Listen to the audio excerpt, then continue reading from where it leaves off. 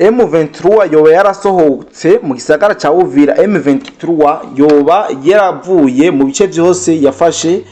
hano muri territoire ya Uvira nkuko bari babitangaje ku munsi wejo. Ibi turaje atubici ryo nino tuvuge ingene vyifashe ubu tuvugana mu gisagara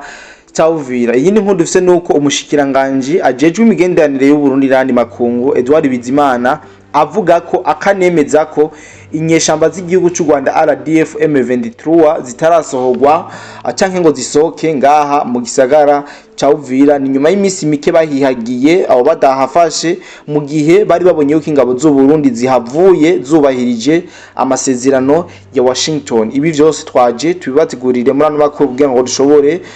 kubiyagira hamwe. Sivyo gusa turaza kuyaga kujanye n'abene gihugu babonekanye ku munsi wejo bari mu mabarabara bavuga yuko bari kubariyamiriza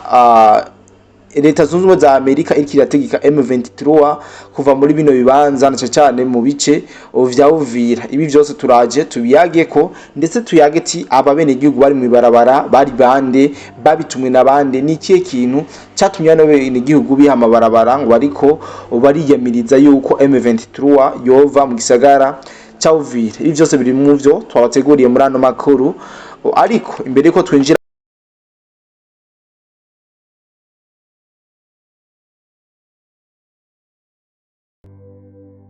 mu idonido gino nkuru yacu manze ndamutse cyane mwebwe mwese mudukurikirana aho muherereye hose, abari ngaha mu gihugu cyacu cy'u Burundi, abari muri Afrika muri rusangi, ndavuga abari mu Rwanda, Kenya, Tanzania, Uganda, Mozambique, South Africa, Zambia, abari muri leta zunze ubumwe za Amerika, abari muri Europe, abari muri Aziya, mwiriwe cange mwaramutse bivanye n'amasaha muriko muradukurikirana. Uno munsi turigenekerezo rya 17 kwezi no kuri 12 uno mwaka wa 2025. Nkuko twabasezeraniye kwa matubaha byinshi biriko biravugwa ku mirongo y'urugamba, turaje tuyage ku kibazo c'inyeshamba z'u Rwanda zisanzwe zarihagiye canke zarihaye kano gace ka Uvira ndetse n'amarokalite yose akagize. Ku munsi wejo genekezo rya 16 abenshi mwavyutse mubona amatangazo yasakaye ku mbuga ngorokana bumenyi na cyane ku mbuga zino nyeshamba zisanzwe zikoresha, aho bavuze yuko bavuye mu gisagara ca Uvira mu kubahiriza amasezerano yasinyiwe Washington muri leta zunze ubumwe za Amerika, aho yarashigikiwe na President Donald Trump sanzwe aramutswa leta zunze ubumwe za Amerika. Ndazi ibi vyose mwagiye mubibona mu nzira zitandukanye, ariko mu bene gihugu twaganiriye basanzwe bari ngaho mu gisagara ca Uvira nuko baduhakaniye yuko inyeshamba nubwo zavuze ko zihavuye zoba zabivuze ku bw'ubwoba canke kugira ngo zerekane yuko zihavuye kumbe ariho zikiri. Baravuga yuko abatari bake babonwe batambaye imyambaro ya gisirikare bayikuye bakambara civile kumbure ariho bakiri. Kindi naco barabonye kandi abasirikare batari bake nyene ba M23 bakomeje kugaragara muri kino gisagara cyane mu gisagara ca Uvira. Ibi vyose ndazi yuko ano makuru mwagiye muyumva nubwo tari bwafata akanya kugira ngo dushobore kuyabaha, ariko icyo tubabwira nuko inyeshamba nubwo hoba haravuyemo zike mu gisagara ca Uvira, ntabwo inyeshamba zirava mu gisagara ca Uvira, zahavuye ku mpapuro mu byo zanditse, ariko mu buryo bugaragara ntabwo zirahava ngaha mu gisagara ca Uvira. Wowe muntu dukurikirana ushobora kuba uvuga ati eske ni kubera iki zino nyeshamba zavuze ko zirekuye kino gisagara ca Uvira mu gihe zitaraharikura. Mugaye cyo tubabwira nuko zino nyeshamba ntabwo zasabwe kuva mu gisagara ca Uvira gusa, ahubwo zasabwe kurekura ubuce bwose zihagiye, haba muri Bukavu haba muri Goma, kugira ngo hasubire mu minwe ya leta ibice 100%. Ndazi yuko ibi vyose mwagiye mura bikurikirana uko bigiye bitandukanye. Turaza gusoma ico umucegera ca President Donald Trump yashoboye kubivuga ko ndetse n'imigambi baba bafitiye u Rwanda. Ibi vyose turaje tuvuge ko mwa kino kiganiro, ariko imbere yuko twinjira kuvyo uyu mu president icegera ca Donald Trump yavuze, reka ntangure ndababwira ku byo umushikiranganji mu byo ajejwe harimo imigenderanire y'u Burundi n'andi makungu ariwe Bizimana Edouard avuga ko AFC M23 atabwo irava mu gisagara ndetse no mu micungararo yose ya Uvira abinyujije canka bicishije ku rubuga rwiwe rwa X Twitter yavuze muri aya majambo avuga ati inyuma yaho umuhari wa AFC M23 RDF utangaje ko urekuye Uvira muri leta ya ntwaro rusangi ya Kongo bisabwe na leta zunze ubumwe za Amerika kugira ngo bashire mu ngiro bimwe mu byo bavuganye mu biganiro vya Doha ariko uwo muhari usaba ko uhavuye atagisirikare cha DRC cyo hasubira bakabona ko hakwiye kuja inteko mva makungu uwo ajejwe imigendanire y'u Burundi yongera avuga ati ikindi kinyoma kigamije guta mu makosa amakungu umukuru w'igihugu ca leta zunze ubumwe za Amerika umunyababanga wa leta Macron Rubio n'abandi bakunzi b'amahoro leta y'u Burundi yagiriza u Rwanda kuba rufise umugambi wo gutera u Burundi ibisasu biheruka kugwa ku butaka bw'u Burundi kwigenekerezo rya 4 Kigarama neza na neza mu ntara ya Bujumbura yagutse yahoze ari ntara ya Cibitoke ngo vyavuye mu gihugu cy'u Rwanda ubuserukira u Burundi muri ONU Ambassadeur Zefere Maniratunga aheruka kugira ati ukwihangana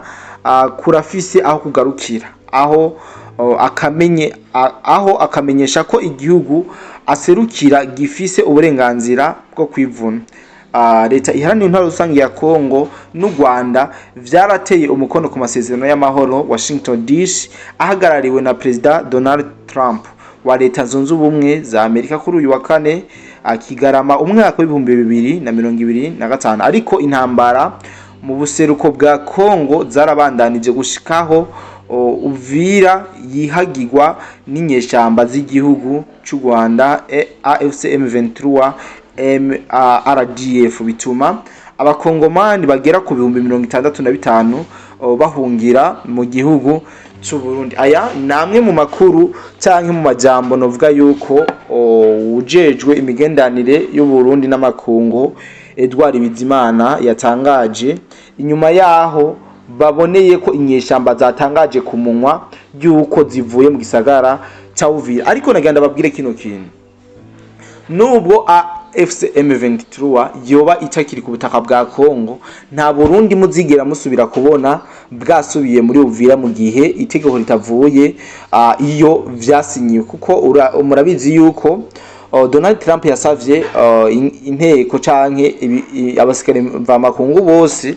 bari ku butaka bwa Kongo ko yabahaye amasaha 22 kugira ngo bashobore kuba bahavuye bubahirize amasezerano y'amahoro yaheje gusinywa ku wa 4 Kigarama uno mwaka turimwo asinyiwe Washington DC ashigikiwe na President wa leta zunze ubumwe za Amerika Donald Trump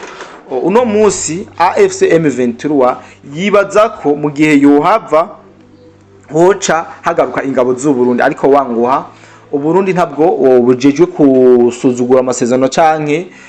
kugaya amasezerano canke amakungu nkuko mu gihugu cy'u Rwanda basanzwe babikora Uburundi nuko ari igihugu c'indero kandi cubahiriza buri kimwe cyose ku nyungu z'abene igihugu b'abakongomani ibi rero ndazi yuko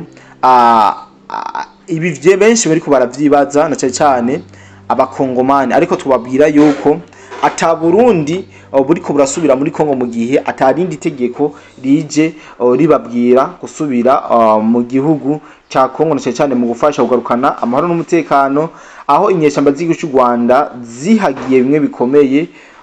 bumwe mu buce bw'igihugu ca Kongo ndavuga amarokati ndetse n'amateritware rero mwumve yuko atafDNB iri kirasubira muri Kongo kugira ngo ishobore kugwanya uno mutwe w'inyeshamba z'igihugu cy'u Rwanda ariko ikindi mwomenya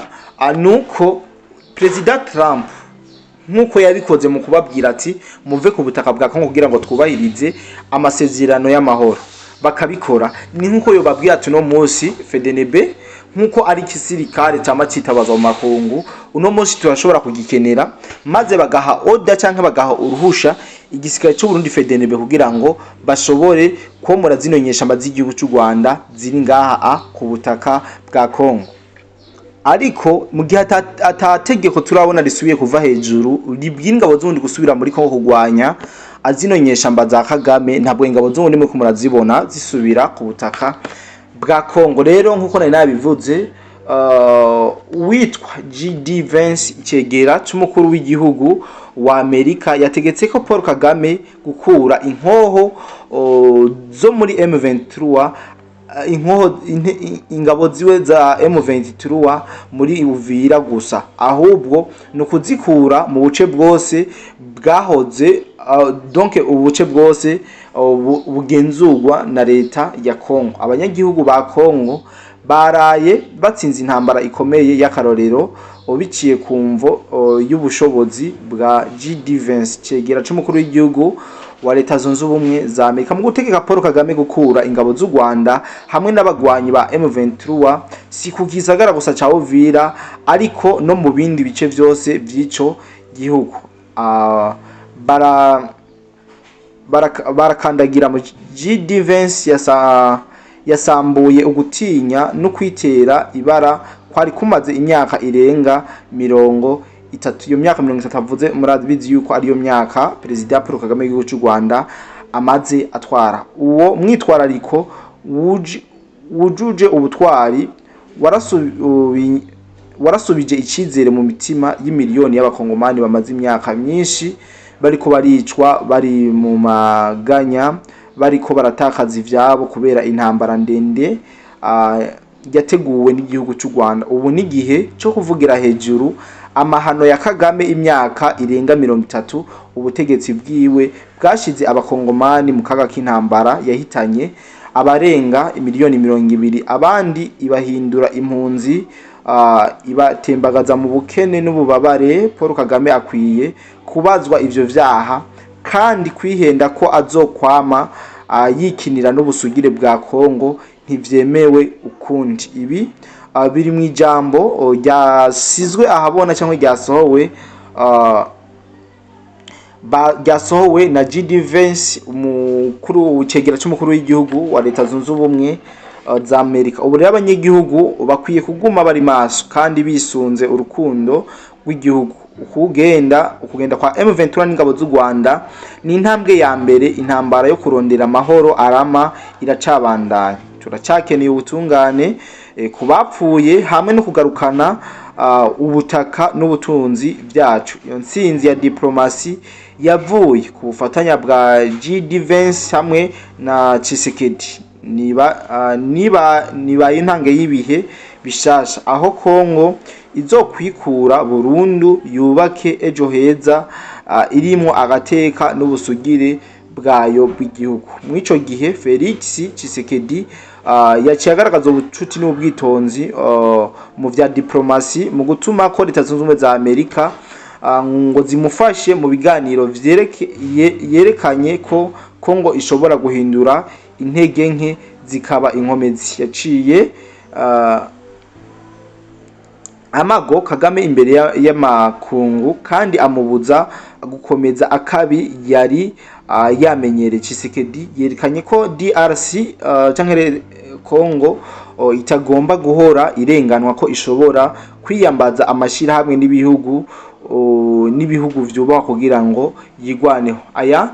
niyo majambo Tshisekedi yaciye abandaniza ko inyuma yuko uyu GD Vance mu cegera c'umukuru w'igihugu Donald Trump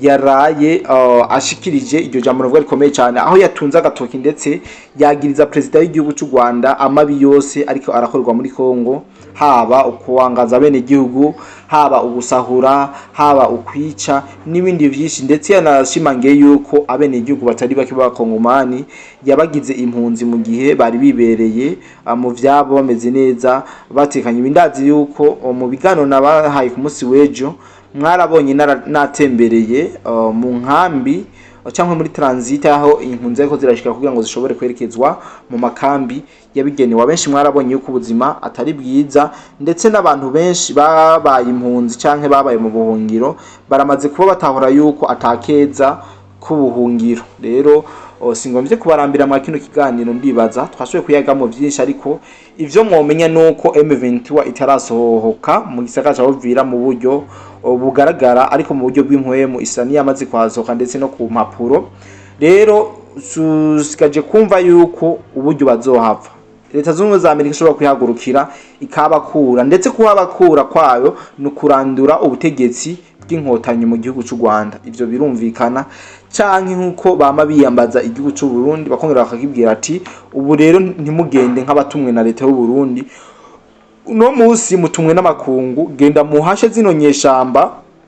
z'igihugu cy'u Rwanda. Kandi ivyo navyo birashoboka. No kusingomba kubarambira je mwari kumwe kuri micro Nico D the Black, nibaza turongera kubana